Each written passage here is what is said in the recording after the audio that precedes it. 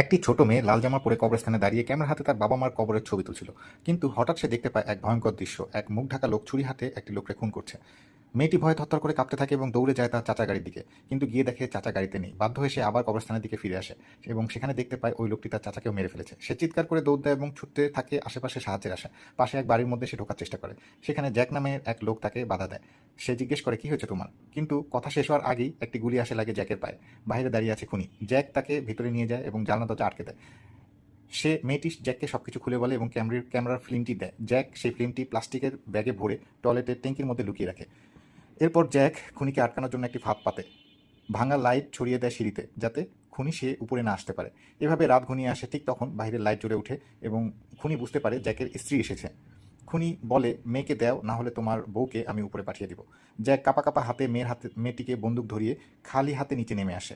খুনি হেসে ওঠে এবং পরক্ষণে দেখতে পায় মেয়েও নিচে নেমে এসেছে। মেয়েটির হাতে বন্দুক দেখে খুনি কিছুটা অবাক হয়। ঠিক সে সময় বৈদ্যুতিক গোলযোগ দেখা যায়। এই সুযোগে জ্যাক একটি ছুরি বসিয়ে দেয় খুনির গলায়। খুনি শেষ মুহূর্তে একটি গুলি চালায় জ্যাকের দিকে এবং জ্যাক মাটিতে লুটিয়ে পড়ে।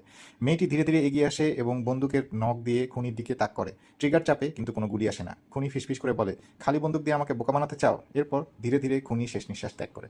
মেয়েটি জ্যাকের পাশে বসে কাঁদতে থাকে। হঠাৎ এ সময় জ্যাক চোখ খুলে ওঠে এবং আমরা বুঝতে পারি জ্যাক বেঁচে আছে। এরকম মজার মজার গল্প পেতে আমার চ্যানেলটি সাবস্ক্রাইব করে পাশে থাকবেন। ধন্যবাদ।